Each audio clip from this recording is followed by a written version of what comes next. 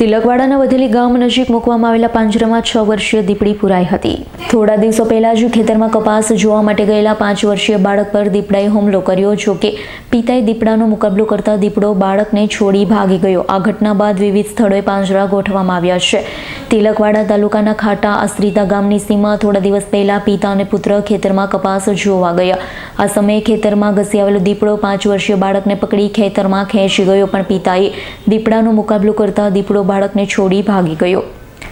બાળકને ગળાના ભાગે ઈજા થતાં સારવાર માટે રાજપીપળાની સિવિલ હોસ્પિટલમાં ખસેડવામાં આવ્યો છે। ઘટના બાદ આરએફઓ કિરપાલસિંહ અને તેમની ટીમ આશ્રિતા અને આસપાસના ગામોમાં વિવિધ સ્થળોએ પાંજરા ગોઠવ્યા। નાઇટ વિઝન કેમેરા ગોઠવવામાં આવ્યા। થોડા દિવસ પહેલા એક દીપડો પાંજરે પુરાયો। વધેલી ગામ નજીક મૂકવામાં આવેલા પાંજરામાં એક દીપડી પુરાઈ છે। દીપક જગતાપનો રિપોર્ટ, S9 ન્યૂઝ, રાજપીપળા।